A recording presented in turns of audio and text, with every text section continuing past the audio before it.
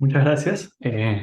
Buenas tardes en Finlandia, buenos días en Perú. Vengo a exponerles, como ya indicó el presentador, el tema que fue mi tema de tesis, la tesis por la que opté por el grado de magíster en la Universidad de Piura. Y el título de la tesis fue La presunción de validez de los actos administrativos en el ordenamiento jurídico peruano. Eh, Bueno, no quería empezar o no quisiera empezar la presentación sin primero agradecer a Derecho y Sociedad por la invitación. Eh, el tema yo lo encontré bastante interesante. Espero que ustedes también lo encuentren de esa forma. Y creo que hay que tener en consideración que es un buen punto de partida, digo, la presunción de validez, para entender muchas figuras o muchos aspectos del derecho administrativo general. Y como verán, conforme vaya avanzando con la presentación, se van a tratar muchos conceptos generales, pero van a haber notas específicas o comentarios particulares que yo considero relevantes tener en consideración y que quizá no han sido estudiados con detenimiento en el Perú. Por eso la estructura de la exposición es la siguiente. La primera parte, que es relativamente breve, busca esclarecer una serie de conceptos previos que resultan ser relevantes para comprender la presunción de validez de los actos administrativos. En segundo lugar, como segunda parte de la exposición, voy a proporcionar una definición funcional de la presunción de validez. Es una definición breve, una definición operativa, y posteriormente voy a comentar 9 aspectos de esta que yo considero que son relevantes para entenderla de manera cabal, y que son, por lo tanto, pues es oportuno revisarlos a detalle. Finalmente, habrá una ronda de preguntas o comentarios en la que ustedes me podrán hacer llegar lo que ustedes opinen, lo que ustedes consideren. Seguramente la visión o las perspectivas que ustedes tengan serán enriquecedoras para los demás coparticipantes y también, evidentemente, para mí. Bueno, ¿cuáles son los conceptos previos relevantes? ¿Cuáles son los conceptos que es importante tener en consideración para entender mi investigación? Bueno, definitivamente el primero es el de acto administrativo. No voy a proporcionar una definición muy detallada de los actos administrativos, simplemente voy a decir o me voy a remitir a a la definición clásica de los actos administrativos en su concepción amplia, ¿no? Los actos administrativos son aquellas declaraciones de voluntad, conocimiento, juicio o deseo emitidos por la administración pública, pero sí voy a hacer referencia a la particular relevancia de un tipo de acto administrativo de declaración de la administración que son las declaraciones de voluntad. Las declaraciones de voluntad, como seguro ustedes ya saben, son aquellas declaraciones de la administración por la que ésta modifica de manera actual, de manera directa, la esfera jurídica de los administrados. Entonces, independientemente de todos los tipos de declaraciones que pueda realizar la administración, por ejemplo, una declaración de conocimiento, que es la que se contiene en posterior a una labor de fiscalización en la que indica a la administración una serie de hechos que ha constatado, una declaración de conocimiento. La declaración de voluntad da un paso más allá y lo que realiza es directamente, tomando como insumo posiblemente otro tipo de declaración de la administración, como el acta que hubiera recabado previamente, procede a modificar la esfera jurídica de los administrados. Eh, yo entiendo, y eso lo revisaremos con posterioridad, que la presunción de validez de los actos administrativos realmente solo se extiende a ese tipo de actos administrativos. No a todos, sino solamente a las declaraciones de la administración consistentes en manifestaciones de voluntad. Lo revisaremos posteriormente, pero sí es importante que lo tengan en consideración desde este momento. Después hay una serie de conceptos que también son bastante importantes y que obviamente se relacionan de manera directa con el tema de mi investigación, que son los conceptos de ilegalidad, invalidez, ineficacia y, por otro lado, nulidad o anulabilidad. Hay otro concepto que es importante y que también consideraremos de manera tangencial, que es el concepto de inexistencia de los actos administrativos. Bueno, ¿en qué consiste el concepto de ilegalidad? El concepto de ilegalidad implica que el acto administrativo fue emitido o fue generado habiendo incurrido en alguna especie de desajuste entre el ordenamiento jurídico y el acto. Ahora bien, no todo tipo de ilegalidad implica necesariamente la invalidez del acto en cuestión. La invalidez se reserva para un tipo particular de vicios, que son vicios particularmente relevantes, particularmente graves, que por lo tanto podrían dar lugar a que posteriormente se declare la nulidad o la nulabilidad del acto y por lo tanto se niegue su eficacia. Un ejemplo de un vicio de ilegalidad que yo entiendo que si bien digamos, implica una ilegalidad, no implica la invalidez de los actos, es el incumplimiento de la administración pública de esa prohibición o ese mandato de evitar contratar peritos para realizar labores que sean relevantes para él, ¿no? La LPAG, no estoy muy seguro el número del artículo, lo podemos revisar posteriormente, indica que en principio la administración pública tiene que hacer esa labor a través de sus propios órganos, o si eso fuese insuficiente, a través de otros órganos de la administración pública que sean, digamos, una administración pública concreta, debe hacer eso a través de sus propios órganos, y si esos órganos no tienen las competencias suficientes, recurrir a órganos de otras administraciones públicas, siendo particularmente relevantes para tales efectos las universidades. Eso es lo que dice el artículo. Eh, pero la cuestión es, imaginemos que la administración pública obtiene, incumpliendo con ese artículo, un dictamen pericial técnicamente impecable y lo actúa en un procedimiento administrativo. No entiendo yo que ese sea un vicio que lleve a la invalidez del acto. Es ilegal la forma en la que ha actuado la administración, podría definitivamente llevar, entiendo, o conllevar responsabilidades funcionales. Posiblemente hay un tema ahí de uso inadecuado de los recursos públicos, o sea, si podía haber la administración hecho tal labor o la podría haber hecho otra administración de manera menos onerosa, no tiene mucho sentido que lo realicen peritos. Pero no creo que eso pueda conllevar a la invalidez del acto administrativo en cuestión. Eh, entonces ahí tenemos un tipo de vicios que, como pueden ver, es ilegal, pero no necesariamente lleva a la invalidez.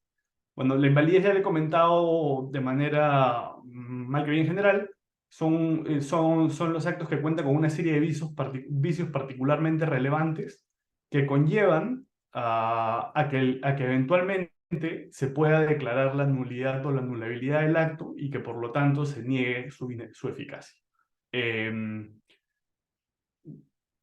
Después tenemos la distinción entre nulidad y anulabilidad. La comentaré posteriormente, pero en algunos ordenamientos, especialmente en el ordenamiento español, existe, que yo lo he tomado como referencia. Lo tomo como referencia porque es importante tener como referente un ordenamiento distinto para poder revisar, contemplar, contrastar, entender las deficiencias y las virtudes del ordenamiento propio.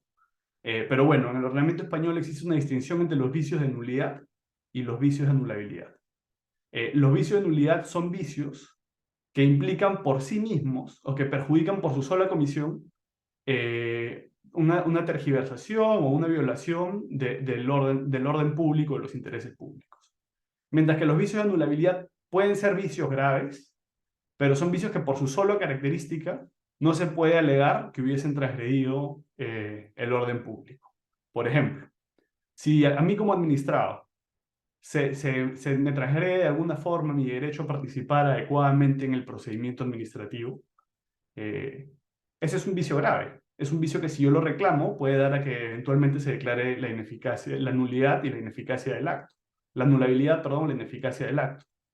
Eh, pero si no lo reclamo, el acto, pues, por más de que conserve su invalidez, ya no sería atacable y por lo tanto sus efectos se mantendrían. Pero hay otra serie de actos que por su misma gravedad y por su sola naturaleza implican en sí mismos una transgresión al ordenamiento público de carácter grave. Y respecto a este tipo de actos es que el ordenamiento jurídico español reserva la categoría de nulidad. La nulidad está regulada en el artículo 106 de la Ley Administrativa Española, la nulabilidad por otro lado en el artículo 107. ¿Qué tipo de vicios, por ejemplo, son vicios de nulidad? Los vicios que impliquen lesiones a derechos y libertades constitucionales de manera palpable, ¿no? Cuando el acto hubiese sido dictado por un órgano manifiestamente incompetente en razón de territorio o materia. Eh, los actos constitutivos de delitos o dictados como consecuencia de la comisión de un delito. Como pueden ver, esos son vicios gravísimos y por lo tanto el ordenamiento español reconoce que tienen un tratamiento distinto. Ahora, ¿para qué sirve? ¿Cuál es la finalidad de esta distinción? La finalidad de esta distinción es la siguiente: es poder ampliar los plazos para recurrir. Realmente para la nulidad española existen plazos para recurrir, mientras que para los vicios de nulidad españoles no existen esos plazos. O sea, uno puede recurrir siempre podrá recurrir. También existe la posibilidad de que la administración declare de oficio la nulidad siempre, ¿no? Y a diferencia de lo que sucede respecto a los vicios de anulabilidad, la administración pública no necesita iniciar un proceso de lesividad para declarar ese tipo de vicios. Todo lo contrario es la situación en los vicios de anulabilidad. Entonces, si bien se tiene una distinción respecto a cuestiones procesales, los efectos resultan ser los mismos. ¿Por qué? Porque tanto si se declara la ineficacia del acto como consecuencia de su nulidad o de su anulabilidad, los efectos de esa declaración son ex tunc. Es decir, se retrotraen al momento en el que el acto hubiese sido emitido. La ineficacia que se obtiene como consecuencia de la declaración de la nulidad o la anulabilidad se predica a toda la extensión en el tiempo del momento de la emisión del acto. Es decir, es como si se busca destruir todos los efectos que el acto hubiera producido o negar los efectos que pudiera producir. Eh, entonces podemos ver distinciones procedimentales muy importantes. O sea, no hay que de ninguna manera restarles importancia, ¿no? Que uno pueda recurrirlos en cualquier momento, que la administración también pueda declarar la nulidad en el procedimiento de revisión de oficio en cualquier momento, o incluso que los jueces puedan revisar u observar estos vicios de nulidad por sí mismos y sin que las partes lo hayan alegado. Son cuestiones bien relevantes y que en nuestro ordenamiento faltan. Como comentaba, ¿cuál es la situación en el ordenamiento peruano? En el ordenamiento peruano tenemos una única categoría, que es la categoría de nulidad de pleno derecho, que está regulada en el artículo 10 de la LPAG. Y si bien el término que se utiliza es un término bastante fuerte, que es nulidad de pleno derecho, realmente tenemos una figura que no tiene la fuerza que tiene la nulidad del ordenamiento español. Si ustedes revisan las características de la nulidad de pleno derecho peruana, se encuentra la posibilidad de las partes de solicitar esa nulidad o la declaración de esa nulidad, se encuentran sujetas a plazos bastante breves, ¿no? Los administrados cuentan con plazos perentorios bastante cortos para recurrir los actos en cuestión. La administración pública, por otro lado, también se encuentra acotado el plazo en el que puede proceder a declarar de oficio la nulidad de los actos o a revisarlos de oficio y declarar su nulidad.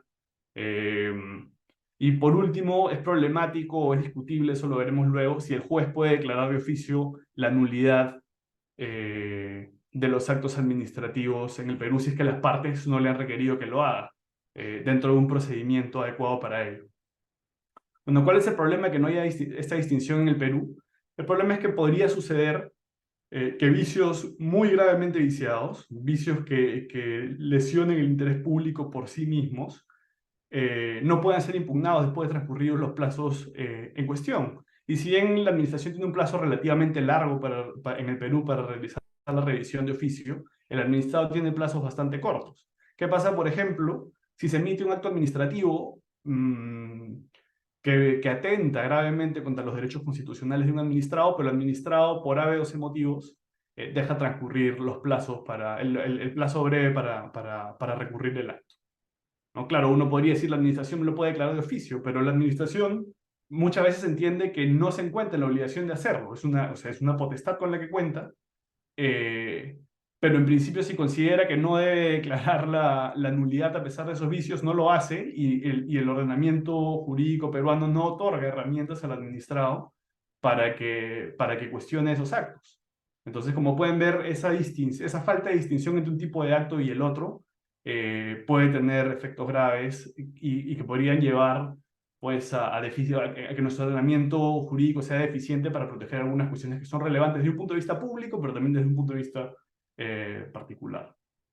Bueno, ahora, entrando ya a la figura respecto a la que yo he investigado, quisiera proporcionar una definición funcional de la presunción de validez. Y la definición general que creo que es adecuada a tener en consideración para partir o para empezar a revisar la figura a más detalle es la siguiente. La presunción de validez implica un deber impuesto normativamente, un deber de actuar partiendo de la premisa de que un acto administrativo emitido por la administración, lógicamente, o que un acto administrativo es válido y eficaz en tanto no haya sido declarado nulo o anulado en el marco de un procedimiento administrativo o un proceso judicial correcto o adecuado para tal declaración.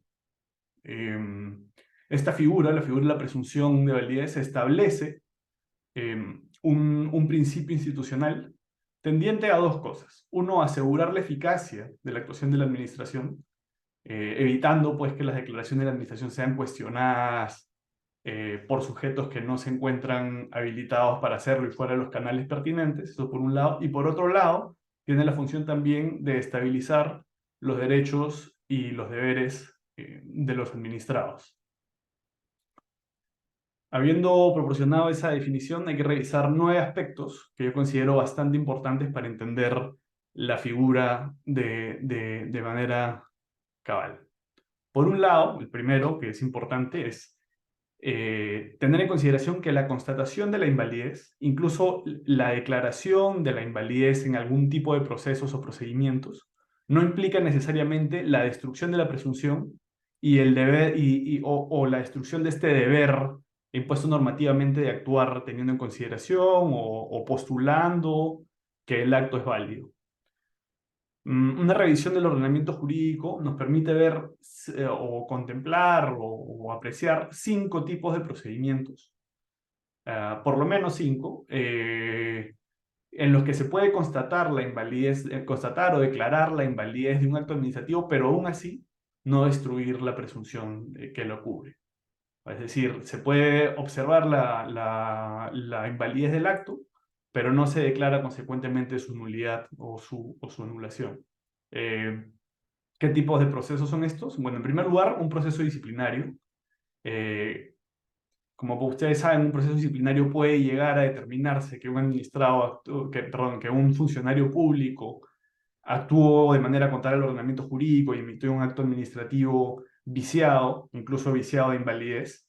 Pero aún así, a pesar de sancionarse al funcionario en cuestión, en el proceso disciplinario no tiene, como digamos, no es objeto del proceso disciplinario la declaración de la invalidez o la declaración de nulidad o anulación del acto administrativo que hubiera sido objeto de la infracción o que o que hubiese sido emitido mediante una actuación ilegal de funcionario que estuviera siendo investigado. Entonces podemos ver que si bien se aprecia la invalidez del acto, no se destruye la presunción, no se declara la nulidad, no se declara la anulabilidad. Eso es uno. Dos, en los tipos en los procedimientos o procesos de competencia. Eh, Hay principalmente 2 tipos de procesos de competencia que hay que revisar. Uno son los procesos constitucionales de competencia, los procesos concurrenciales, en los que principalmente tienen como función revisar los conflictos existentes entre los distintos niveles de gobierno, es decir, entre el gobierno nacional, los gobiernos regionales y los gobiernos municipales, ya sea entre sí o entre distintos niveles. Eh, y si bien cuando se declara la incompetencia de un órgano, el Tribunal Constitucional puede proceder a declarar la nulidad o la anulación eh, de los actos que hubiesen sido emitidos por el órgano que hubiese transgredido sus funciones o por el órgano que hubiese ejercido o buscado ejercer competencias que realmente no le correspondían. Esto no necesariamente es así, ¿no? Tranquilamente se puede declarar la incompetencia, pero aún así mantenerse la presunción de validez de los actos, ¿no? Entonces aquí tenemos otro espacio procedimental o procesal en el que se puede observar la invalidez, pero aún así no destruir la presunción. En tercer lugar, los procesos de responsabilidad patrimonial de la administración. Hay una postura doctrinaria que indica que para yo reclamar una indemnización de la administración no necesariamente tengo que haber obtenido la anulación de los actos ilegales que hubiesen ocasionado el deber de indemnizar. Entonces aquí tenemos otro espacio en el que se podría observar en este otro tipo de procedimiento que la administración, si bien su acto ya no puede ser recurrido, fue emitido de manera ilegal y como consecuencia de ello existe un deber indemnizatorio de la administración. Después tenemos también los procesos de acción popular en los que se cuestiona un reglamento, pero si bien el reglamento se podría declarar inválido, esta declaración de invalidez y esta digamos, declaración de invalidez o de nulidad no necesariamente implicaría, o no necesariamente implica, de hecho no lo hace, la nulidad o la anulación de los actos administrativos que se hubiesen dictado en virtud de tal reglamento viciado. Entonces es otro tipo de proceso, como estamos viendo, en los que la presunción de validez se mantiene a pesar de que se ha constatado que el acto no se ajustaba al ordenamiento. Y también tenemos en quinto lugar los procedimientos de barreras burocráticas anti-Indecopi. Nuevamente, uno puede cuestionar un reglamento anti-Indecopi o una ordenanza municipal. Indecopi declara la inaplicabilidad, constata que es un reglamento o una ordenanza ilegal, declara su inaplicabilidad, pero aún así no cuestiona los demás actos o los actos que se hubiesen emitido como consecuencia de esa regulación. Entonces es importante siempre tener en consideración eso. Por eso decía que la presunción de validez solamente se destruye a través de un proceso o procedimiento adecuado para tales fines, ¿no? Todos estos procesos, si bien podrían llevar a que se declaren, algunos de ellos podrían llevar a que se declare la nulidad o la anulación de ciertos actos, no necesariamente tienen esos efectos o tienen eso por objeto, ¿no? Entonces ese es el primer punto a considerar. Segundo punto a considerar son los alcances subjetivos de la presunción. En primer lugar, y de manera relativamente sencilla, la presunción vincula a los administrados. ¿No? Hay un deber de los administrados en general, no solamente de los administrados participantes en el procedimiento o en el que se hubiese emitido el acto, ¿no? Hay un deber general de los administrados de actuar partiendo de la presuposición de que el acto administrativo en cuestión es válido. Eso por un lado. En segundo lugar, y de manera más importante, o de manera que debe ser revisada a más detalle, la presunción de validez vincula a las administraciones públicas. De hecho, tenemos un artículo bastante interesante en nuestra ley de procedimiento administrativo, que es el artículo 50 de la LPAG, que dispone que las administraciones públicas no pueden desacatar, ni suspender, ni cuestionar la validez de los actos administrativos que hubiesen sido emitidos por otras y que fueran pertinentes o que condicionasen la decisión que ésta debiera tomar en un procedimiento que ella misma sigue, ¿no? Y esto es bastante importante porque se relaciona con lo que estamos diciendo, ¿no? Hay un deber de las administraciones públicas de tener los actos administrativos dictados por otras como válidos. Lo que la administración pública sí puede hacer es pedirle a la administración que hubiese emitido ese segundo acto que le proporcione más información o incluso podría comentarle que considera que es inválido. Pero si la otra administración no actúa, es decir, no revisa de oficio ese acto cuestionado o que hubiese sido o respecto a que la administración primera hubiese realizado sus comentarios, la administración pública que estuviese conduciendo este nuevo procedimiento no tendría instrumentos o no tiene instrumentos para cuestionar ese otro acto. Esto nuevamente es un problema en el ordenamiento jurídico peruano porque a diferencia del español, nuevamente, tomándolo como punto de contraste, sí hay toda una serie de instrumentos para que las administraciones cuestionen los actos emitidos por otros. De hecho, en España, los artículos pertinentes, el 22.2 y el 39.5 de la Ley del Procedimiento Administrativo Común y de las Administraciones Públicas, indica que una administración, si una administración que está conduciendo un procedimiento vinculado o del que un acto emitido por otra fuera pertinente o condicionase el sentido en el que ésta tiene que resolver, sí puede pedirle a la otra que inicie un procedimiento de revisión de oficio. Y es más, si la otra administración no inicia ese procedimiento de revisión de oficio, la administración que está conduciendo ese nuevo procedimiento puede suspender el proceso e iniciar un proceso contencioso administrativo contra la administración que hubiese emitido ese acto que ésta considera ilegal, inválido. Entonces, tenemos un problema acá, ¿por qué? Porque en el ordenamiento peruano, si bien existen una serie de mecanismos para cuestionar el irregular actuar de otras administraciones, se puede observar que el cuestionamiento o la revisión de las administraciones respecto a los actos se encuentra circunscrito a la esfera de la misma administración que emitió el acto, ¿no? Es decir, yo, administración pública, emito un acto, constato que es inválido y por lo tanto declaro su nulidad, pero eso lo hago yo. ¿No? Si una administración ajena observa que eso no, o entiende que el acto que yo he emitido es inválido, no tiene muchos mecanismos eh, para cuestionarlo, ¿no? Ahora, me dirán que existen los mecanismos pues, para el cuestionamiento de competencias, pero en primer lugar, el mecanismo de cuestionamiento de competencias de la LPAG solamente se circunscribe pues, al ámbito de actuación del gobierno central, y al mismo tiempo se hace referencia a un tipo de vicios en concreto, ¿no? Que son los vicios emitidos, los vicios correspondientes a una transgresión a las competencias de la administración. Pero ¿qué pasa si el objeto, si bien la administración que emite el acto es competente, el objeto del acto es inválido o es contrario al ordenamiento jurídico, por ejemplo?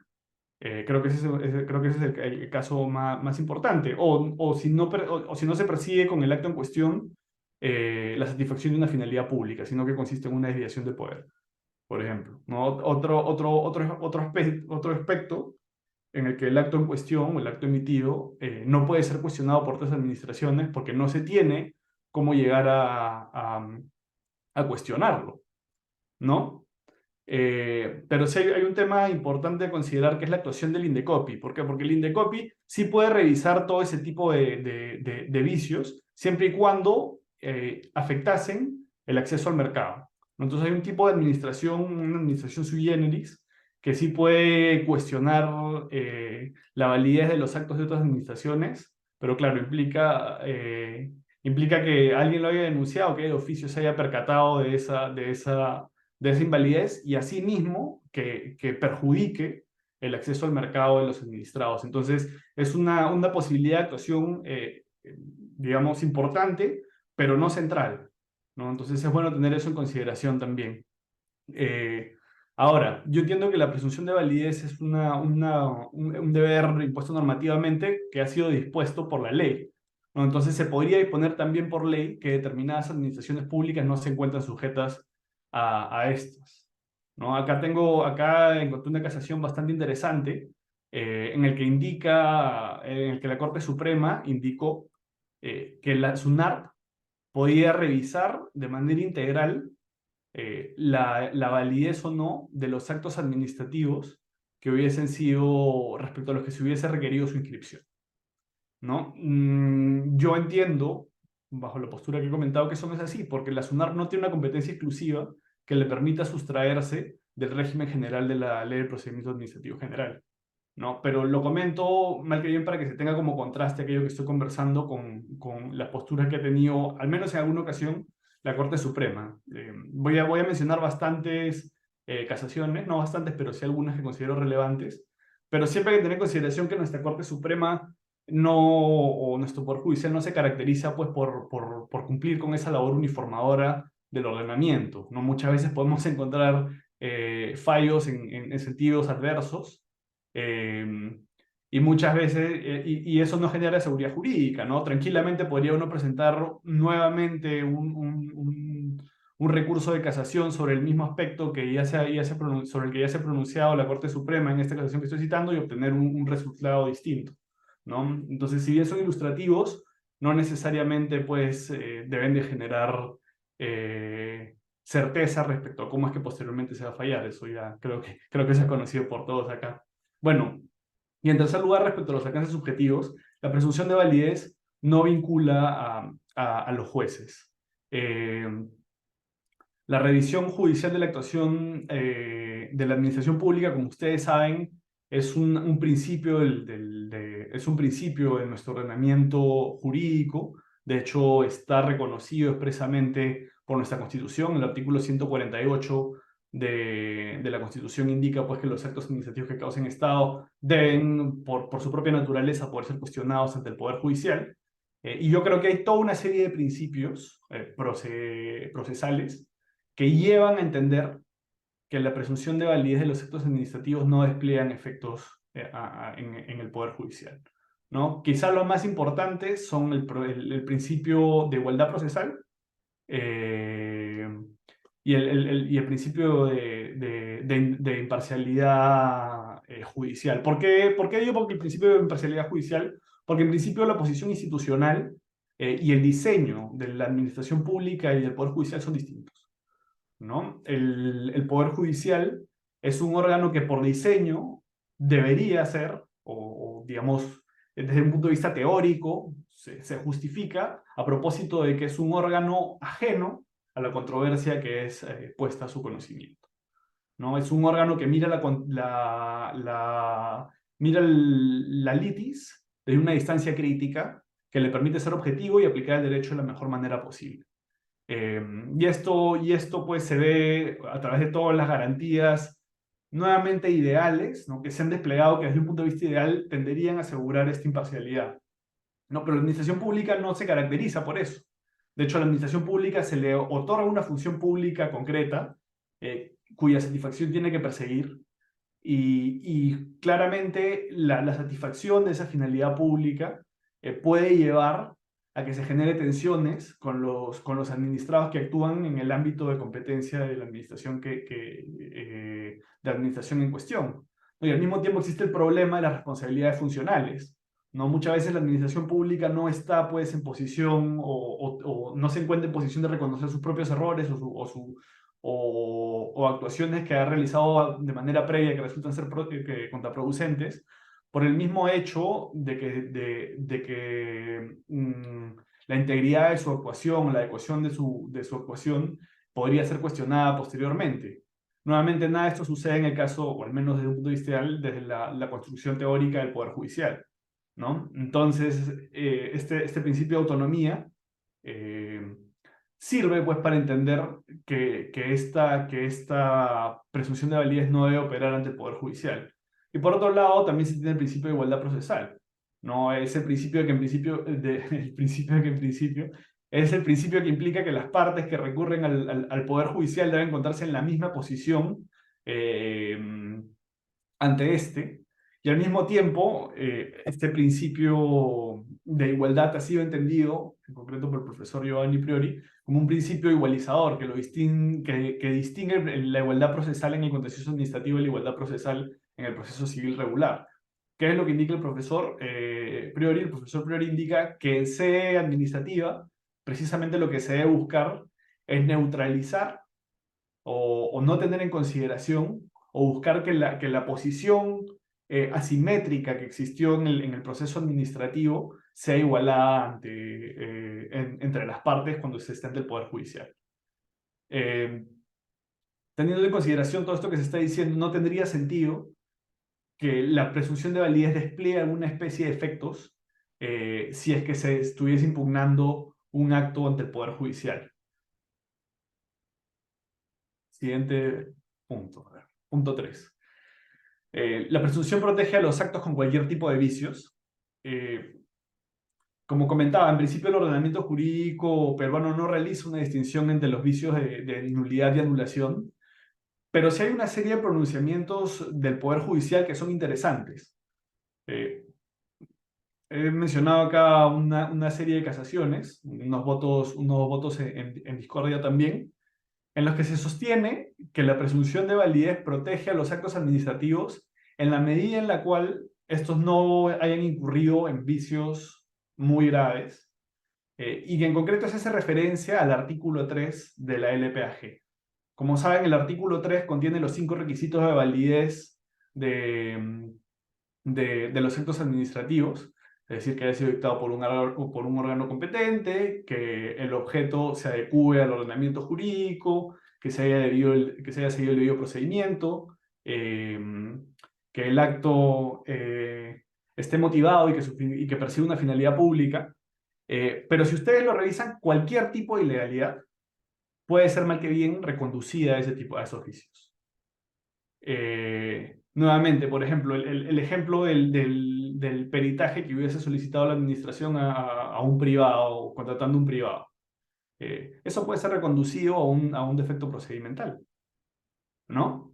Y el tema es que si analizamos el estilo de vicios, que son vicios que implican o que se refiere que son los requisitos de validez de los actos administrativos con todo el ordenamiento, podemos ver que eso no deben de ser leídos de una manera categórica, no deben de ser entendidos de una manera categórica, porque el artículo 14 de la LPAGL, que habla del principio de conservación de los actos, recurre también a toda una serie de categorías abiertas en las que se puede revisar o de las que se desprende eh, que los actos ilegales no necesariamente implican la invalidez de los actos. Entonces tenemos un problema, ¿por qué? Porque los requisitos de validez de validez son abiertos y por lo tanto no permiten conocer en concreto qué vicios de invalidez, qué vicios de ilegalidad podrían dar lugar a la invalidez. Y por otro lado, el artículo 14, que hace referencia a las ocasiones en las que los actos ilegales podrían ser aún así conservados, tampoco contiene criterios tan claros.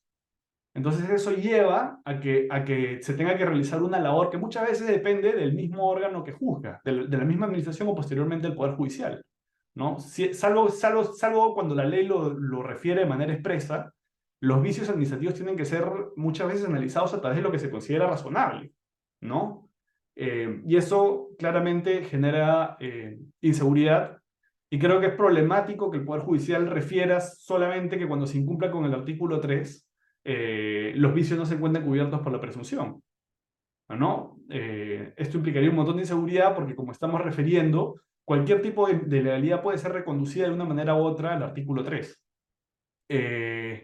Y al mismo tiempo porque creo que el diseño institucional nuestro y la forma correcta de asegurar la eficacia de la actuación administrativa y nuevamente la estabilidad de los derechos y deberes de todos los administrados es en principio entender que los actos de la administración son válidos y que existen una serie de mecanismos para cuestionarlos. Y mientras que no hayan sido cuestionados, se tiene que actuar como si estos fueran plenamente válidos y eficaces, ¿no? Entonces estos cuestionamientos, estos pronunciamientos del Poder Judicial, yo los entiendo como problemáticos. Hay un pronunciamiento del Tribunal Constitucional que también está puesto ahí en la presentación, que es en el mismo sentido, ¿no? No hace referencia al artículo 3 de la LPAG, pero dice que los actos administrativos que contuviesen o que fuesen resultado de una ilegalidad manifiesta, aquí utilizo otro término problemático, nuevamente, porque ilegalidad no implica invalidez, como hemos referido, ¿no? Pero dice que los actos emitidos como consecuencia o a propósito de una ilegalidad manifiesta no se encuentran cubiertos por la presunción, ¿no? Entonces, tenemos una serie de pronunciamientos que hasta cierto punto son peligrosos y dada la dispersión aplicativa del ordenamiento administrativo, porque como ustedes saben, el ordenamiento administrativo es aplicado por todas las administraciones públicas del Perú y a los tres niveles de gobierno, ¿no? Entonces, no tener las reglas claras y no tener un entendimiento uniforme de las instituciones puede ser sumamente problemático. Eh, Nuevamente, yo creo que lo mejor, lo más sano y lo que se sigue en nuestro ordenamiento jurídico, que dice que los actos administrativos despliegan efectos, incluso si hubiesen sido cuestionados, salvo en materia sancionadora, es entender que la presunción de validez se extiende a todos independientemente de los vicios en los que se hubiese incurrido, ¿no? Ahora bien, otro aspecto es si la presunción de validez cubre a todos los tipos de declaraciones. Referimos al comienzo de la presentación que los actos administrativos son la declaración de conocimiento, voluntad, juicio, deseo. Yo referí que la forma correcta de entender la presunción es indicar que cubre a los actos constitutivos o a los actos que consisten en declaraciones de voluntad. ¿Por qué he referido eso? Bueno, he referido eso porque son este tipo de declaraciones de la administración los que tienen carácter ejecutivo y ejecutoria y que por sí mismos tienen efectos jurídicos, ¿no? Al mismo tiempo, es en el marco de es en el marco de los procedimientos conducentes a la emisión de este tipo de actos que se diseña o que por diseño reconocen toda una serie de garantías a los administrados para poder participar de manera adecuada en su emisión, ¿no? pudiendo cuestionar los entendimientos de la administración, habiéndosele proporcionado una oportunidad para que tenga entendimiento de qué es lo que la administración está realizando, a qué tiende la actuación de la administración, qué instrumentos tiene la administración hasta ese momento y cómo los entiende, eh, y a qué tenderían posteriormente. Entonces, es importante que el administrado tenga mecanismos para defenderse en ese tipo de procedimientos, pero respecto a, perdón, los procedimientos conducentes a la emisión de actos de declaración de voluntad.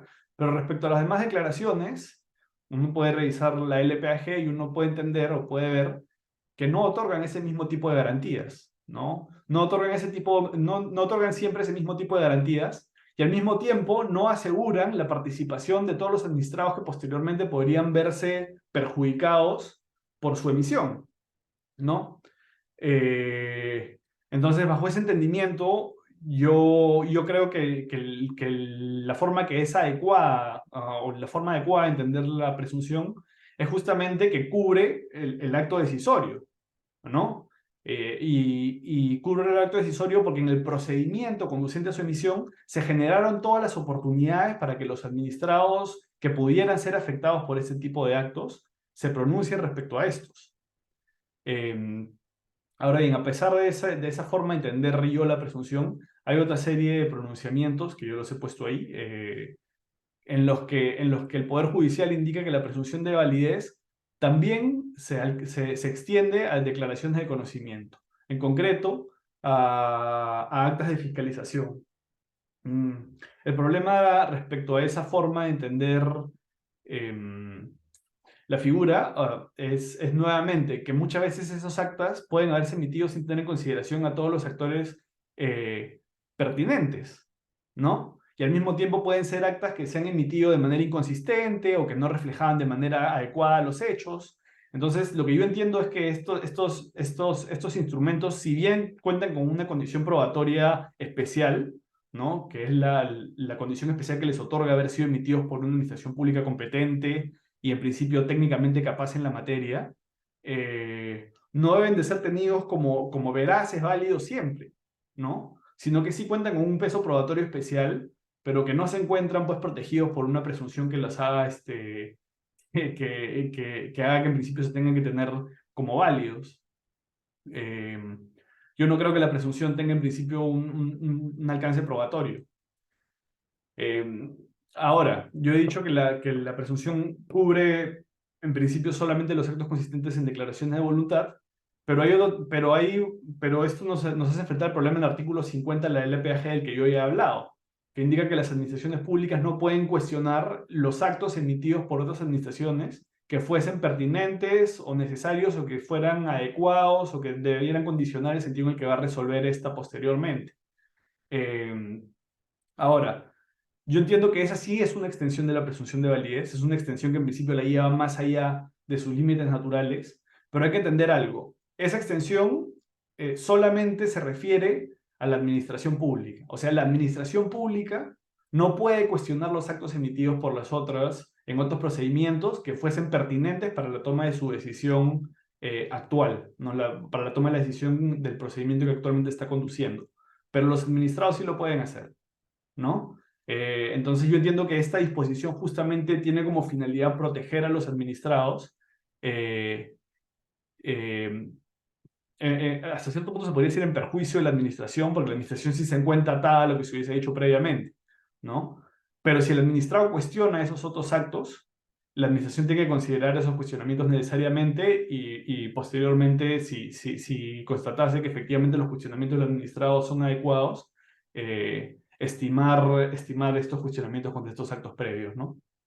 Em, Otro asunto que yo considero que también está relacionado con todo esto es que la presunción de validez cubre solamente la parte resolutiva, ¿no? No la parte considerativa, porque en la parte considerativa se podrían estar fijando una serie de entendimientos de los hechos y una serie de entendimientos del derecho, que posteriormente podría buscarse extrapolar a otros procedimientos conducentes a la emisión de otros actos, y esto podría perjudicar los derechos de defensa o perjudicar los derechos de los administrados que pudiesen participar en estos otros procedimientos, ¿no? Entonces, ¿cómo yo entiendo la presunción? Que la presunción cubre las declaraciones de voluntad, que son los actos tendientes a la producción de efectos directos e inmediatos sobre unos administrados, y que no cubre todo el acto, o sea, no cubre todo, por ejemplo, toda la resolución, no cubre la parte considerativa, sino que alcanza exclusivamente a la parte resolutiva. Eh, Otro aspecto que es importante considerar, o que yo entendí interesante, es si la presunción de validez cubre también a los reglamentos. La posición normal, o la forma de entender esta cuestión de manera regular, es que el reglamento tiene que ser aplicado en los procedimientos singulares, salvo si se hubiese declarado su invalidez o se hubiese modificado, ¿no? O sea, el procedimiento administrativo, un órgano administrativo no se encuentra en una posición de realizar revisión de legalidad o de constitucionalidad de los reglamentos que tuviese que aplicar, ¿no? Que en todo caso esos cuestionamientos tendrían que realizarse ante el Poder Judicial. Esa es la posición, digamos, estándar o por defecto.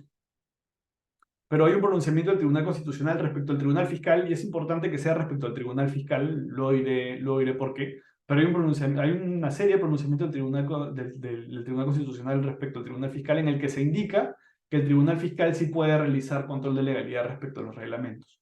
¿Y por qué digo que es importante respecto al Tribunal Fiscal?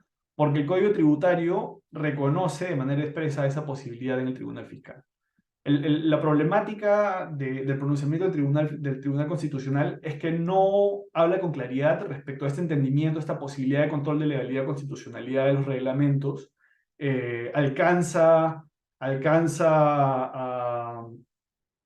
a todas las administraciones o solamente al Tribunal Fiscal por ese reconocimiento expreso, ¿no? Hace referencia a tribunales administrativos, pero el tribunal administrativo también es una categoría que no cuenta con una definición normativa o una definición textual en nuestro ordenamiento jurídico, ¿no? Entonces esa categoría también es problemática. Eh, bueno, siguiente aspecto, que hace referencia a la carga de impugnación para obtener la declaración de nulidad de oficio, la destrucción de la presunción de validez. Este punto es un punto bastante breve. En principio, la carga de impugnación depende de los administrados, de la administración pública emisora, que realizase digamos, la revisión de oficio del acto, o las demás administraciones, en esos pocos procedimientos en los que éstas pueden obtener la declaración de invalidez de la actuación de otras administraciones, ¿no? Eh, esa impugnación tiene que realizarse de manera definitiva, definitivamente a través de los plazos y procedimientos dispuestos para la obtención de la nulidad o la anulación, ¿no? En todo caso, dejar transcurrir los plazos no implica, pues, que se le otorgue o que mágicamente el acto administrativo inválido obtenga validez, sino simplemente que no se cuentan ya con las vías necesarias digamos, las vías para cuestionar el acto en cuestión ya no se encuentran abiertas, ¿no? Luego haré una revisión respecto a la posibilidad de la impugnación indirecta del acto. Posteriormente indicaré a qué me refiero en concreto con eso, que es una posibilidad controvertida, pero que hay que analizar, ¿no? En sexto lugar, y relacionado a lo que ya habíamos conversado respecto a los efectos de la presunción ante el Poder Judicial, quiero indicar que la presunción de validez no despliega ningún tipo de efectos en los procesos o procedimientos impugnatorios, ¿no? Como ustedes saben y como se desprende de nuestro ordenamiento administrativo de la LPAG en diversos artículos, la LPAG tiene el deber de instruir y dirigir el procedimiento, ¿no? Además se encuentra con el deber de disponer o utilizar todos los medios que se encuentren a su alcance para alcanzar la verdad material, ¿no? Entonces la administración instruye de oficio el procedimiento. Algunos han dicho, el profesor Laguna de Paz, por ejemplo, ha dicho que la naturaleza del procedimiento administrativo es, a diferencia del civil, es de naturaleza inquisitiva, ¿no? La administración tiene toda una serie de instrumentos puestos a su disposición para buscar la verdad material, ¿no? Y ella se encuentra en el deber de instruir de oficio el procedimiento buscando esa verdad, ¿no? Entonces hay que tener en consideración esto siempre, ¿no? Y al mismo tiempo la administración tiene el deber de motivar, ¿no? Tiene el deber de, habiendo ella instruido el procedimiento, y habiéndolo dirigido y habiendo buscado la verdad, referir por qué entiende que las cosas sucedieron como las entiende y cómo aplica ahí el derecho, ¿no? Entonces, si se realizase cualquier tipo de cuestionamiento al acto, ya sea en sea administrativo o en sede judicial, la principal llamada a defender de manera plena los alcances, entendimientos suyos y la forma en la que actuó y la forma en la que entendió las cosas para emitir el acto es ella, ¿no? No el administrado. Y yo entiendo que la presunción de validez no debe ser utilizada como un instrumento para revertir este diseño ante el Poder Judicial, ¿no? Nuevamente, el contencioso administrativo yo entiendo que tiene que ser un recurso eh, que sirve justamente para que la administración rinda plena cuenta de la forma en la que actuó, ¿no? No puede ser utilizado en concreto, yo entiendo, para invertir la carga de la prueba, a pesar de que hay pronunciamientos del Poder Judicial en el que se indica que esto es así. Creo que el profesor Morón Urbina también indica ello en sus comentarios sobre la ley de procedimiento administrativo, ¿no? Y yo entiendo nuevamente que eso no es así, bueno, en sede administrativa, porque hay una conexión directa entre el contencioso administrativo, entre el procedimiento administrativo y el Poder Judicial, y nuevamente porque en el Poder Judicial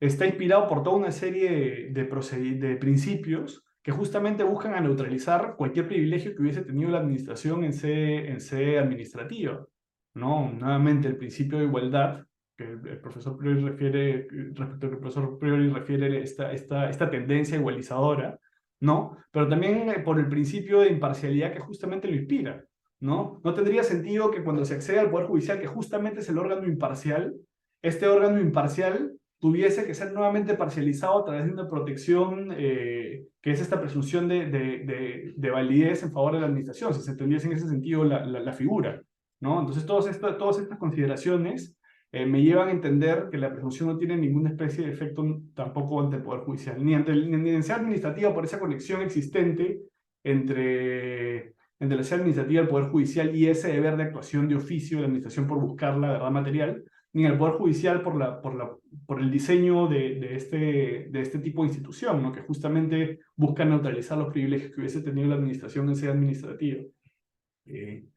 Luego, otro aspecto importante es la relación entre la presunción de validez y los conceptos jurídicos indeterminados. ¿Qué son los conceptos jurídicos indeterminados? Bueno, son una serie de conceptos, se puede decir, abiertos, ¿no? Que son auxiliares, que se encuentran en la norma y que son auxiliares para la aplicación del derecho, ¿no? Son conceptos que tienen sí un área de certeza, son conceptos que se sabe respecto a una serie de supuestos, se tiene un entendimiento nuclear respecto al que se tiene certeza de cuándo se aplica y cuándo no ese concepto en cierta forma, pero son conceptos que a su alrededor tienen toda una serie de espacios de incertidumbre que se encuentran abiertos a interpretación, ¿no?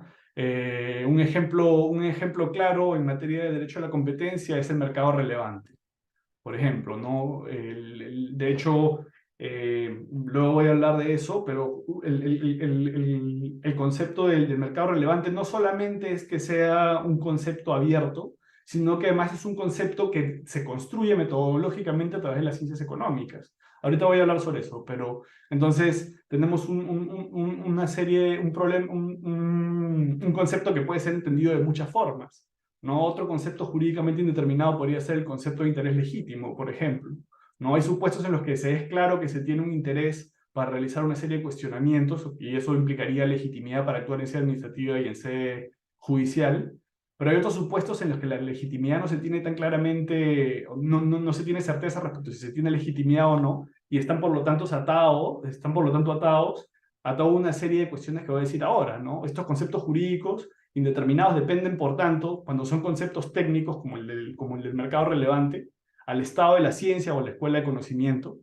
Como ustedes saben, en materia de competencia también hay toda una discusión teórica respecto a si se sigue la postura de los profesores de la Universidad de Chicago, si se sigue la postura de los profesores de la Universidad de Harvard, por ejemplo. Y dependiendo de la escuela de conocimiento que tú sigas, la construcción del concepto que tú realices va a ser distinta, ¿no? Y bueno, y también depende de convicciones individuales, y esto se relaciona más a conceptos como interés legítimo, ¿no? Lamentablemente ese concepto no puede ser más que llenado a través de un conocimiento, de una práctica, digamos, de la casuística, ¿no? Y dependerá, en la infinidad de casos en los que se puede apelar a interés legítimo, dependerá de la apreciación subjetiva que se realice en ese momento de cómo se tiene que entender ese concepto para su aplicación o no. Entonces, por eso es que digo que son conceptos respecto a lo que existen muchas posturas defendibles y pueden ser defendidas siempre y cuando cuenten con cierto consenso científico o se apoyen en cierto criterio, en cierto sentido común claramente no de toda la sociedad, sino el sentido común de los entendidos en derecho. Bueno, hay distintas posiciones respecto a la vinculación del Poder Judicial a la forma en la que la administración pública hubiese actuado en los conceptos jurídicos indeterminados. Por un lado, el profesor Mejía indica que las administraciones públicas son los órganos técnicos que conocen la ciencia o tienen el conocimiento técnico necesario para actuar en el ámbito en el que el concepto jurídico fuese relevante y que por lo tanto se tiene que tener deferencias a ellos. Y también aboga porque se establezcan mecanismos adecuados para que las administraciones públicas pues, que utilicen estos conceptos sean técnicas y que proporcionen las debidas ocasiones o las debidas oportunidades para que los administrados se defiendan respecto a su uso.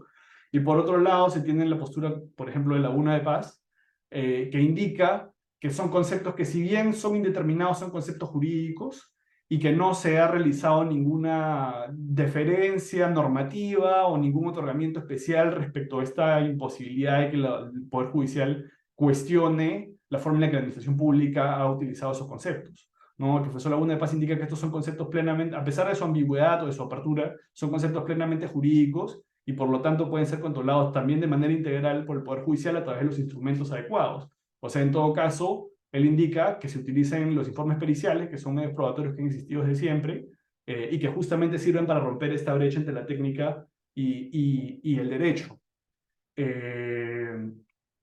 Yo particularmente me apoyo más por la postura del profesor Laguna de Paz, y por eso entiendo que no debe haber una deferencia del Poder Judicial a la forma en la que las administraciones públicas han utilizado los conceptos jurídicos indeterminados, y por eso también entiendo que no se pueda referir pues, que el uso de estos conceptos por parte de la administración deba de presumirse de manera válida y que el Poder Judicial deba tener una cierta deferencia a la forma en la que la administración los ha utilizado.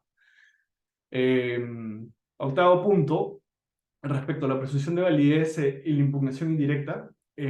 Bueno, una definición de impugnación indirecta es la impugnación de un acto, pero no haciendo referencia al acto en sí mismo, sino a otro acto previo que fuese un requisito indispensable para el dictado de ese otro acto que se está cuestionando. Entonces yo cuestiono un acto, pero no a través de ese acto, sino que una condición previa, que es un acto previo, o sea, una condición que justifica la existencia de ese segundo acto, es inválido, ¿no? Ahora, ¿qué se justificaría cuál es la problemática? La problemática, como es evidente, es que uno diría, bueno, tú debiste haber cuestionado ese primer acto, ¿no? Si tú no cuestionaste ese primer acto dentro de los plazos pertinentes, no lo impugnaste, ya no encuentras en posibilidad de hacerlo y tampoco tiene sentido que lo cuestiones indirectamente, ¿no? Hay una serie de cuestiones problemáticas y se apoyan en la identidad del acto administrativo, ¿no? Como ustedes saben, se habla de que un acto o sea, tiene una identidad propia haciendo referencia a los sujetos que intervienen, el sujeto respecto al que se emite el acto y la administración que lo emite, si el objeto es el mismo y si los fundamentos jurídicos para la emisión del acto también lo son, ¿no? ¿Cuál es el problema de trascender esa identidad o hacer pues que la presunción de validez se extienda a actos que trasciendan esa identidad, o sea, nuevos actos dictados de manera en los que este acto fuese importante o que fuese necesario para el dictado de esos otros actos? Bueno, la problemática de trascender esa identidad es que se podría estar blindando un acto, el entendimiento de un acto, la existencia de un acto, para dotar efectos a un acto segundo, a pesar de que no se le hubiese informado al administrado de esa posibilidad, y al mismo tiempo limitando su posibilidad de alegar, ¿no? Diciéndole, bueno, eso que ya se resolvió previamente ya está sentado, no lo cuestionaste y por lo tanto no lo puedes cuestionar tampoco ahora y tenemos que partir de que es cierto. Y por lo tanto, eso se tiene como algo ya dado y no lo puedes cuestionar, ¿no? Como yo estoy indicando, eso es problemático porque podría generar problemas respecto a la información al administrado, respecto a los efectos del procedimiento que la administración está conduciendo o los efectos del acto que estuviera por emitir, ¿no? Y también podría limitar los derechos del administrado a alegar en el procedimiento, porque una vez que conoce cuáles son los efectos que se le quisiera dar al acto en cuestión, se podría estar limitando el cuestionamiento de ese acto previo. Ahora, yo he referido que en principio los actos administrativos, la presunción cubre a los actos a los actos que se constituyen por declaración de voluntad y solamente respecto a la parte declarativa. Entonces la pregunta es respecto a qué tipo de actos podría realizarse esa extensión, ¿no? Y eso podría ser respecto a los actos generales, es decir, actos que se emiten, que se emiten y que tienen como destinatario una pluralidad de administrados y que posteriormente pueden dar lugar al dictado de otros actos que se justifiquen en estos. ¿Cuál es el ejemplo que yo creo que es más importante respecto a estos actos generales? Es la declaración, por ejemplo, del estado de emergencia, ¿no? O de un estado de excepción, ¿no? Ese es un acto administrativo, es una decisión por el que el presidente de la República actualiza una posibilidad normativa, eh, pero que tiene efectos generales, ¿no? Por eso muchas veces se confunden los actos generales con los reglamentos, pero tienen una naturaleza distinta, porque no están actualizando, perdón, no están innovando el ordenamiento, sino que lo están aplicando. Y como estoy diciendo, posteriormente la declaración del estado de excepción puede dar lugar a la emisión de muchos actos posteriores, ¿no? Por ejemplo, los actos que se pudiesen dictar por la transgresión de ese estado de emergencia, ¿no? Si nosotros tuviésemos, como el acto primero ya se dictó, no puede ser cuestionado, en todos esos procedimientos, digamos, alternos que se apoyan en ese acto general, no se podría cuestionar la ilegitimidad del acto primero, ¿no? Y acá podemos ver todos esos problemas respecto a la información al administrado, respecto a la pertinencia de cuestionar el acto en un primer momento y la falta de entendimiento respecto a que el administrado podría tener si de alguna manera u otra podría serle posteriormente eh, lesivo o dañino, ¿no? Y otro tipo de actos en los que sería esto relevante serían los actos en procedimientos complejos. Los procedimientos complejos son esos procedimientos en los que actúan distintas administraciones, cada cual va emitiendo una serie de actos que se van articulando para posteriormente emitirse un acto posterior que mal que bien se engloba y se justifica en todos esos actos dictados previamente, ¿no? El ejemplo paradigmático es el otorgamiento de la buena prueba en los contratos públicos. Y también haciendo referencia a esto, hay que tener en consideración que en ese tipo de actos se suele uniformizar el momento en el que se realizan los cuestionamientos a los actos que se hubiesen dictado. Como ustedes saben, todos los cuestionamientos en materia de los procedimientos de contrataciones con el Estado se realizan al momento del otorgamiento de la buena pro o de la declaración de desierto, etc. Entonces ese es el momento en el que uno cuestiona todo lo que se hubiese actuado. Entonces es muy raro que en un procedimiento complejo sea útil esa posibilidad de la impugnación indirecta. Podría suceder, pero por eso lo he mencionado, ¿no? Ahora, un criterio adverso que considero relevante, que es un criterio de la Unión Europea, un poco derecho comparado nunca viene mal, pero ¿qué es lo que indicó el Tribunal de Justicia de la Unión Europea? El Tribunal de Justicia de la Unión Europea indicó que uno no puede cuestionar indirectamente a un acto si es que hubiese tenido la posibilidad de cuestionar al acto previo. Es decir, yo no puedo cuestionar a un acto refiriendo que este se justifica a un acto previo inválido, si es que también estuvo en posición de cuestionar ese primer acto respecto al cual invalidez estoy mencionando ahora, ¿no? Entonces, es un criterio adverso. Definitivamente lo estoy mencionando de manera tangencial porque hay muchos aspectos para tener en consideración respecto a por qué el Tribunal de Justicia falló como falló, pero sí indicó que no se puede realizar cuestionamientos indirectos cuando se tuvo la posibilidad de cuestionar el primer acto en un primer momento, ¿no? Bueno, el noveno aspecto es respecto a la posibilidad de negar la presunción de validez de un acto administrativo en una demanda contencioso administrativa de ejecución o de cumplimiento de un acto administrativo. Y esto se relaciona con la posibilidad del Poder Judicial, eso se relaciona con si se reconoce o no al Poder Judicial la posibilidad de declarar de oficio la nulidad de los actos administrativos. Y esto nos lleva definitivamente a hablar a cómo juegan el principio de iniciativa de parte y el principio de congruencia en el procedimiento contencioso administrativo, ¿no? ¿Qué pasa, por ejemplo, si en un contencioso administrativo un administrado pide o indica que la administración pública ha emitido un acto y no lo está cumpliendo? Y el juez o la administración también se percatan de que ese acto tiene vicios de invalidez, pero ya no se encuentra en la posibilidad de realizar los cuestionamientos oportunos, ¿no? O la administración no cuestiona la invalidez del acto, no pide que se declare la nulidad o la nulabilidad del acto, o entonces el juez conoce esos vicios o se percata de esos vicios. Puede declarar la invalidez.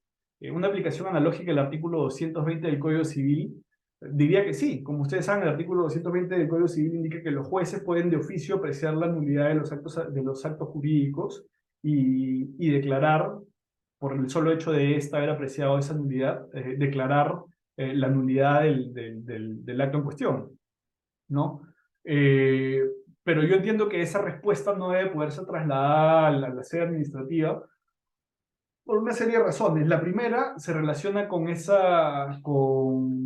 la exigencia de la doble lesividad en materia administrativa, ¿no? En materia administrativa no basta que un acto tenga vicios de nulidad de pleno derecho, nuevamente haciendo referencia a esa categoría única contenida en nuestro ordenamiento, pero que realmente contempla todo tipo de vicios de invalidez, no siendo una referencia a vicios que impliquen un agravio al orden público, a los intereses públicos por sí mismos y aquellos otros actos que no lo son, ¿no?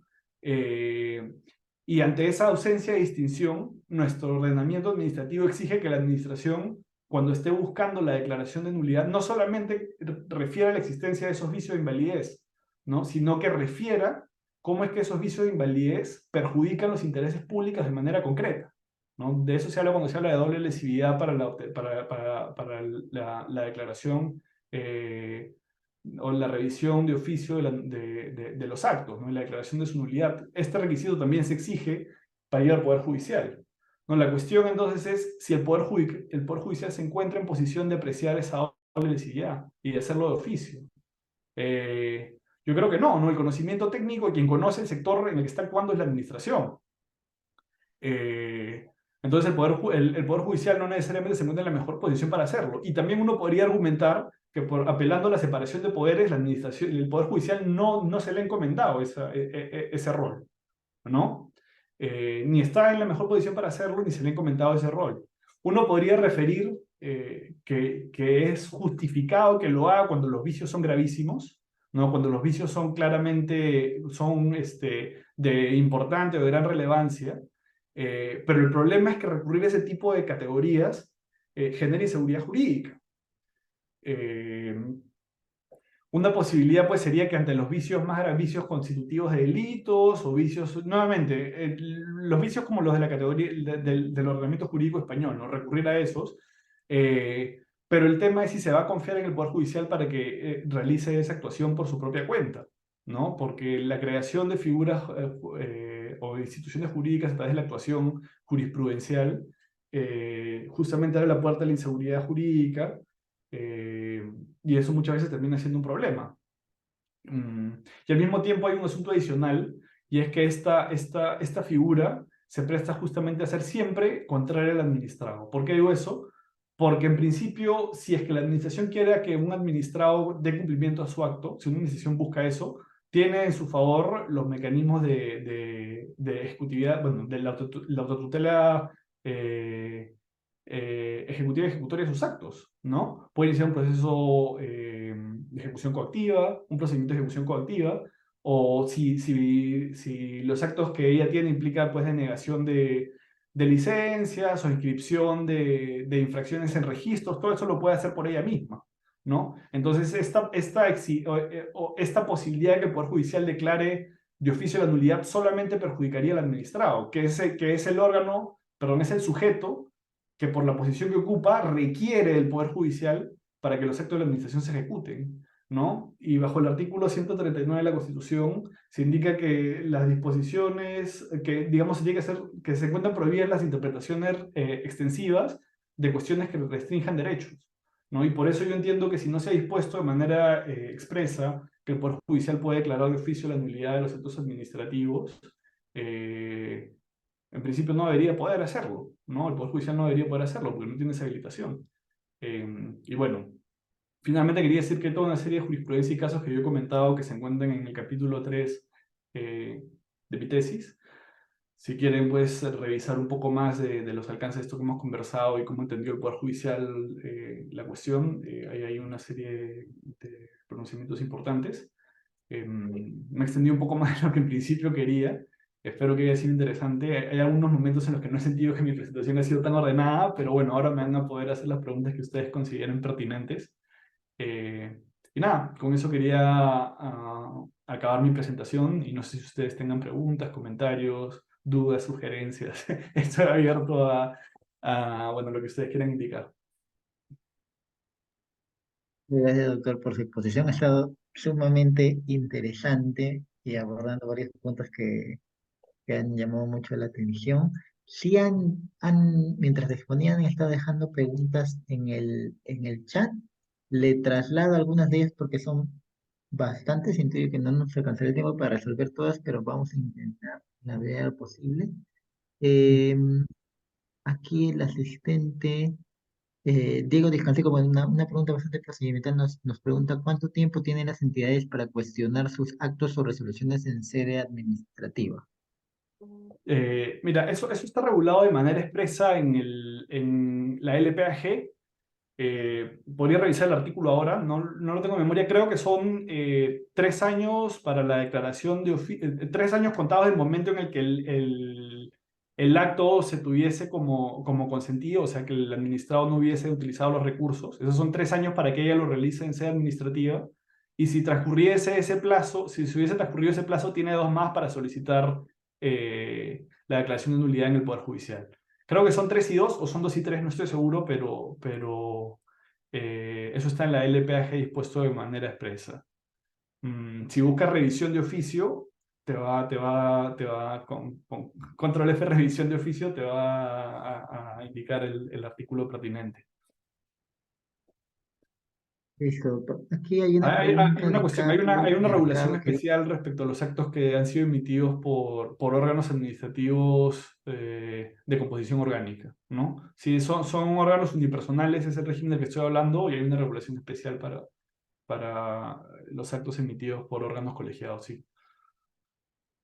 Ujú.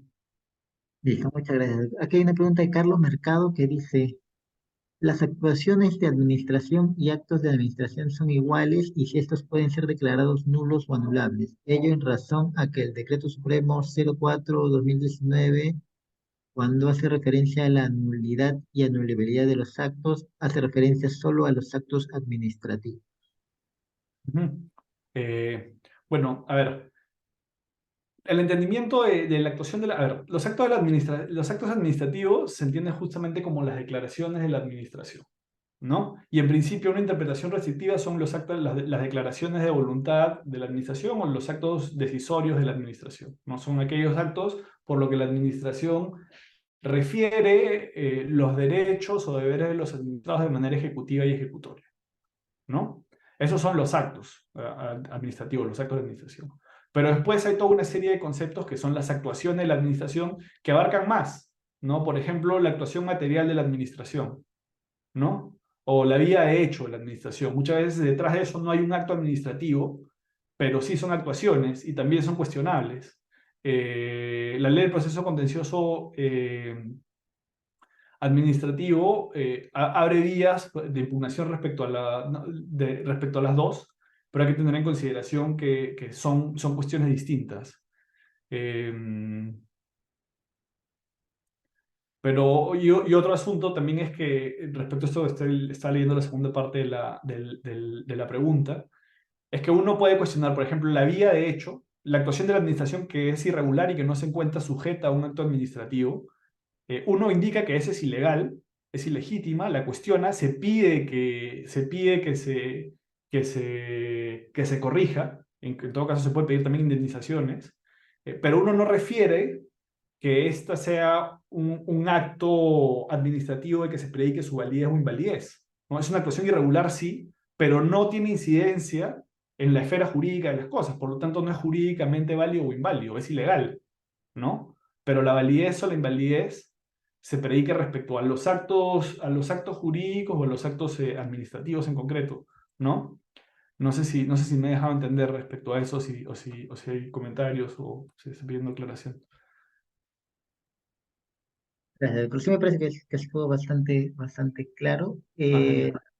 La siguiente pregunta sería de Diego Díez Canseco, quien pregunta, Ujú. en un proceso contencioso administrativo, ¿qué pasa si solo impugno la resolución que deniega mi trámite y no impugno la resolución que declara infundado mi recurso administrativo de apelación? ¿Habría algún error? A ver, ¿qué es lo que sucede? En principio, a ver, una vez que uno obtiene una resolución en primera instancia administrativa, uno apela, ¿no? También es administrativa y sube a segunda instancia administrativa. Pero la segunda instancia administrativa, en principio, pone fin a la sede administrativa, ¿no? Y una vez que se ha puesto fin a la sede administrativa, el administrado tiene un plazo de 3 meses para para imponer la acción contencioso administrativa, ¿no? Y si no se inicia la acción contencioso administrativa, en principio el acto administrativo se tiene como firme, ¿no? Entonces, lo que estaba comentando nuevamente, si bien el acto puede ser inválido, no se tienen ya, o al menos el administrado no tiene ya instrumentos para cuestionar ese acto. Uno puede decir, pues, que los vicios más graves no deberían de poderse consolidar a propósito de esta inacción por parte del administrado, especialmente si se considera que en sede administrativa muchas veces la administración se está dirigiendo, pues, a gente que no tiene conocimiento de derecho, que posiblemente ni conoce la LPAG, y esos son muchas veces problemas de la realidad nacional, ¿no? Muchas veces le llega a alguien un papel, dice, bueno, me ha llegado este papel de la municipalidad, lo voy a borrar en este, por si eventualmente sucede algo, lo voy a borrar en este folder y ya veremos qué sucede, y no recurre, ¿no? Y posteriormente se entera, pues, que por no haber recurrido hay toda una serie de problemas y que ya no lo puede cuestionar, ¿no? Uno puede decir que si eso ha sucedido en el caso de los vicios más graves, eh, igual tendría el Estado derecho a cuestionar los actos, especialmente si se vulneran derechos constitucionales suyos muy importantes, pero esa posibilidad en nuestro ordenamiento no está dispuesta de manera expresa, ¿no? Y por eso yo entiendo que la pregunta que tú me estás indicando es si en segunda instancia ya se obtuvo resolución y no se inició la acción contenciosa administrativa, el administrado en principio, bajo el diseño de nuestro ordenamiento, no tiene mecanismos ya para actuar, ¿no? Podría solicitarle a la administración que inicie una revisión de oficio de su acto, pero aquí hay un problema porque ya estás sujetado al entendimiento de la administración, ¿no? Ya depende de entender, ya depende del entendimiento de la administración si el vicio es grave, si a pesar de que ha transgredido tus derechos de manera grave lo quiere invalidar o no, si entiende que tiene un deber de invalidarlo ante esas transgresiones, ¿no? Y al mismo tiempo se entiende usualmente que esa solicitud de que la administración realice una revisión de oficio de sus actos es una petición graciable y que por lo tanto el administrador no tiene derecho a exigirle que lo utilice, ¿no? Entonces ese es un problema, sí, es un problema y nada, creo que con eso respondo tu pregunta, espero que sea así. Cualquier cosa me puedes igual comentar. Ujú. Muchas gracias. Aquí hay otra pregunta de Luis Fernando Espejo, que pregunta, bueno, primero lo felicita por la disertación y luego dice, eh, por un lado, ¿existe otro procedimiento más eficaz y eficiente para declarar la nulidad de una resolución administrativa, ya que en el PJ toma tiempo que no es menor a 2 años como mínimo? De otro lado, usted hizo referencia a que el administrado puede recurrir al INDECOPI para solicitar la inaplicabilidad de un reglamento aprobado por ordenanza. Si podría darnos más precisión sobre este extremo. Bueno, en principio, pues la vía adecuada para obtener la tutela, eh, respecto a la actuación de la administración es el contencioso administrativo, ¿no? Incluso el Tribunal Constitucional ha indicado que es una vía igualmente satisfactoria respecto al amparo, ¿no? Entonces, la posibilidad de obtener un mecanismo alternativo para, para la declaración de los actos administrativos por fuera del procedimiento contencioso administrativo, eh, por principio no existe, ¿no? Es cierto que hay unas posibilidades de acudir pues, al amparo de manera muy excepcional, que han sido desarrolladas por el Tribunal Constitucional, pero eso implicaría que se configuren esos supuestos y que al mismo tiempo estamos hablando de un derecho tutelable por el amparo, ¿no? Que muchas veces no es el caso. Ahora, tú estás comentando un problema de la realidad nacional que se encuentra presente, ¿no? Que es el tema de los tiempos que demora el Poder Judicial en resolver los recursos que se presentan ante este. Pero lamentablemente es la institucionalidad con la que contamos y es nuestro sistema jurídico, ¿no? A mí me gustaría pues, que se pueda obtener una respuesta en un mes, 2 meses, 15 días, pero el instrumento para cuestionar los actos de la administración son esos. Eh, por otro lado, me estabas indicando, me estabas pidiendo más información respecto a la posibilidad de Indecopi de declarar una barrera burocrática y declarar en aplicación de una ordenanza. Bueno, eso es así, pero no lo puede realizar respecto a cualquier tipo de ordenanza, ¿no? Sino tienen que ser ordenanzas que constituyen barreras o impedimentos ilegítimos, injustificados y razonables de acceso al mercado por parte de los agentes económicos, ¿no? Eh, por ejemplo, un ejemplo de barrera burocrática declarado por Indecopi es esa exigencia de que para acceder al Poder Judicial tú tengas que presentar tu papeleta de habilitación eh, ante el Poder Judicial, ¿no? Que es un requerimiento del Colegio de Abogados, sí, pero actuando como administración pública, ¿no? En la parte de actuación del Colegio de Abogados que corresponde a su dimensión pública o a realizar una labor pública. Y aquí se puede ver, pues, que justamente se declara un reglamento como barrera burocrática porque es un impedimento que los abogados, un impedimento irrazonable para que los abogados ejerzamos nuestra profesión. Eh, pero nuevamente, no es que lo pueda realizar respecto a cualquier ilegalidad, ¿no? Sino que está sujeta a todo un análisis relativo a si constituye o no una barrera burocrática la regulación de la que se está hablando. Eh, Espero que con eso haya respondido también tu pregunta. Es un ejemplo bastante sencillo, pero creo que ilustra muy bien lo que he querido comentar, ¿no? No cualquier cuestionamiento de las ordenanzas lo puedes tú canalizar a través del Indecopi, ¿no? Porque está sujeto a esa evaluación, ¿no? Eh, el ámbito de evaluación sujeto a la actuación de copy no es, pues, no abarca todas las materias administrativas o todas las cuestiones que las municipalidades pueden regular. Ujú. Muchas gracias, doctor. Para no robarle mucho tiempo y también porque todavía hay bastantes preguntas en cola, vamos a escoger dos preguntas más. Aquí tenemos el de César Augusto Romero que dice, buenos días, ¿qué opinión tiene respecto a que si existe nulidad en un contrato con una entidad pública, si la ley de contrataciones del Estado permite continuar con su ejecución a pesar de dicho vicio grave? Hablamos de actos conservables a pesar de su gravedad. Y bueno, hace referencia al numeral 44.4 del artículo 44 de la Ley de Contratación. Mm. Bueno, hay un asunto interesante que es, a ver, no estoy seguro del precepto del que me estás hablando en concreto. O sea, no lo tengo en memoria, pero creo que me estás hablando del precepto que indica que la posibilidad de que la administración pública declare de oficio o por su propia cuenta la nulidad se encuentra circunscrito a un tipo de vicios en concreto. ¿Me estás hablando de esa disposición, César Augusto? No sé si me puedes responder rápido en el chat. Estoy mirando la parte final para ver si es así.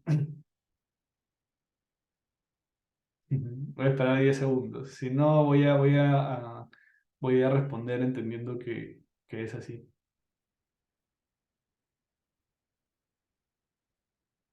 Bueno, el doctor Chipana indica que el contrato no es un acto administrativo.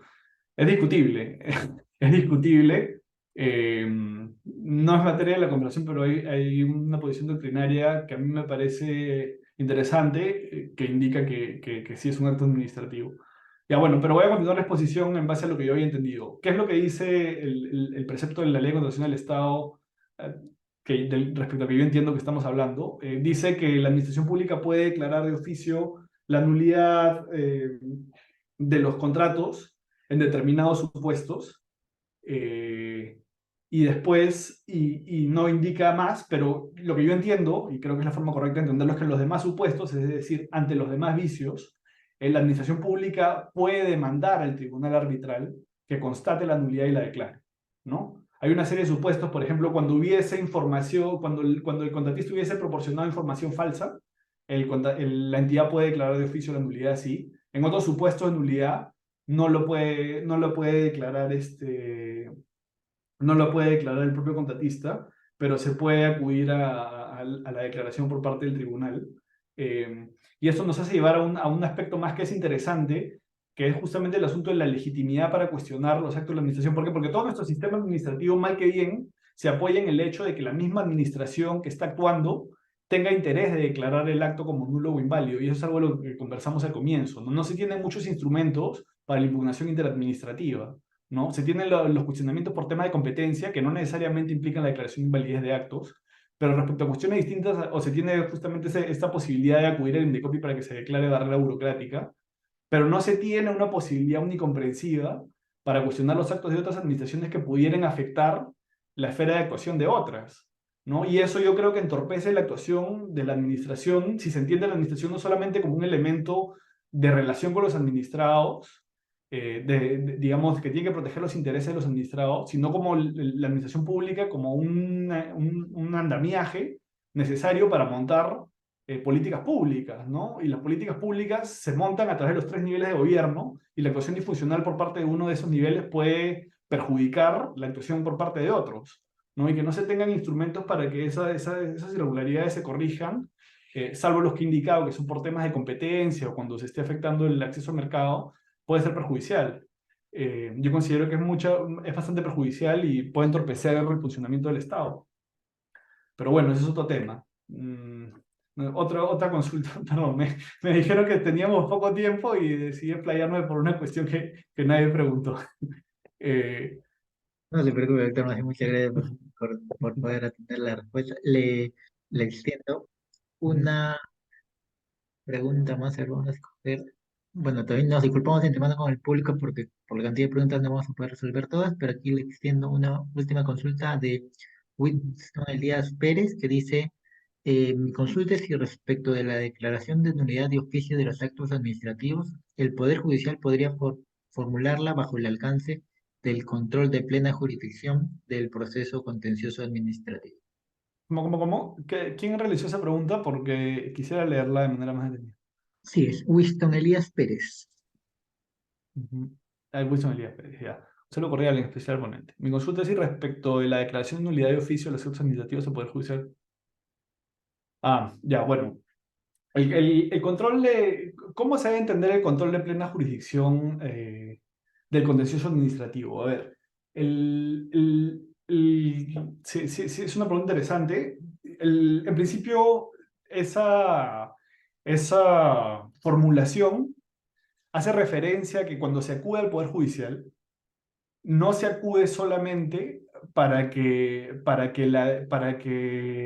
el Poder Judicial revise si la forma en la que actúa la administración, en base a los instrumentos que se tuvieron en conocimiento en sede administrativa, fue la correcta o no. Es decir, si fue legal o no, si fue válida o inválida, ¿no? Bajo un esquema de un diseño, digamos, del proceso contencioso administrativo exclusivamente revisor, lo único que realiza el Poder Judicial es decir, bueno, me han enviado el expediente administrativo, reviso solamente lo que se tiene en sede administrativa y en base a eso digo si la administración actuó de manera válida o inválida y punto. Solamente reviso eso, ¿no? Pero una visión amplia implica reconocer al administrado la posibilidad de acudir al Poder Judicial no solamente para que se revise la validez del acto, ¿no? Sino también para que el Poder Judicial refiera o dicte cómo es que la administración debió haber actuado. Bajo ese esquema, se trasciende la sola revisión, se va más allá, ¿no? Y también, claro, es un concepto abierto este también, ¿no? Porque también muchas veces se dice que bajo una visión de la plena jurisdicción, lo importante es que el administrado pueda ejercer sus derechos independientemente hasta cierto punto de lo que se hizo en sede administrativa y que por eso también se justificaría que se puedan presentar nuevas pruebas, ¿no? Como ustedes saben, eso no se permite bajo la ley del proceso administrativo. Algunos dicen que es inconstitucional, el profesor Priori, por ejemplo, esa limitación. Eh, pero el esquema es mal que bien ese, ¿no? Es un esquema más amplio que justamente tiende a habilitar las posibilidades del Poder Judicial de no solo revisar, sino enmendar, corregir, incluso dictar la forma en la que el acto tuvo que haber sido dictado, ¿no? Eh, pero una cuestión distinta es decir que la plena jurisdicción implica también la posibilidad de que el juez de oficio constate la nulidad y la dicte, ¿no? Porque aquí ya entra a tallar algo que es distinto a la posibilidad del juez de declarar el derecho del administrado que el administrado hubiese pedido, ¿no? Sino aquí entra a tallar la posibilidad del juez de ir más allá de lo que las partes hubiesen pedido eh, y de oficio, incluso uno podría decir de manera incongruente, declarar la nulidad, ¿no? Como ven, es una cuestión distinta. Hasta cierto punto uno podría decir que, bueno, está habilitado porque son vicios que atentan contra el orden público y que por lo tanto el juez está habilitado para hacerlo. Pero ojo, no tiene habilitación expresa para hacerlo. Y por otro lado, reconozcamos que no todos los vicios de invalidez implican necesariamente una afectación actual al orden público, ¿no? Por ejemplo, toda la normativa procedimental de la administración tiende justamente a, por un lado, permitir adecuadas defensas de los administrados. ¿No? ¿Qué pasa si el juez de oficio detecta que la administración actuó mal, constata un vicio de invalidez, no le permitió al administrador hacer eso y por lo tanto declara la nulidad? Y el administrador no tenía interés en eso, o sea, es un vicio de nulidad de pleno derecho, sí, según la LPAG, pero no hay un vicio actual, ¿no? No hay una forma en la que esa ilegalidad o ese vicio de invalidez se constate en un perjuicio actual contra el ordenamiento público, ¿no? Como le estaba diciendo y le decía al comienzo, el ordenamiento español tiene una lista expresa de vicios que entiende que siempre, de manera actual, o por su sola naturaleza, transgreden el orden público y por lo tanto el juez sí puede declarar su nulidad de oficio. Pero nosotros no tenemos eso en el Perú, ¿no? Y como estoy diciendo, no todos los vicios de invalidez implican necesariamente una transgresión contra el orden público y el juez muchas veces no está en posición para realizar esa revisión de la doble lesividad, ¿no? La administración sí, pero el juez no. Entonces, abrir las puertas para eso muchas veces sería perjudicial y contrario a los intereses de los administrados, sí, pero también contrario a los intereses de la administración, ¿no? Que muchas veces puede haber actuado de una manera con algunos vicios que si hubiesen sido alegados por el administrado podrían haber sido entendidos como irregulares, pero que fuera de ese momento y fuera de que ambas partes entendieron que no generaban ningún perjuicio, no implican por sí mismos una afectación al orden público. Eh, y que por lo tanto, bueno, no tendría sentido que se declaren de oficio por juez, ¿no? Eh, y bueno, esa es más que bien la forma en la que yo respondería así sobre la marcha en lo que me has consultado. Espero que haya sido satisfactoria mi respuesta. No sé si hay más preguntas, no sé si hay más comentarios. Creo que ya eh, el presentador quería concluir la exposición. Mm, Sí, todavía hay bastantes preguntas pendientes, pero ya por Bueno, motivos. cualquiera que quiera me puede escribir, me puede agregar al LinkedIn, me puede comentar. Espero que les haya sido interesante la exposición.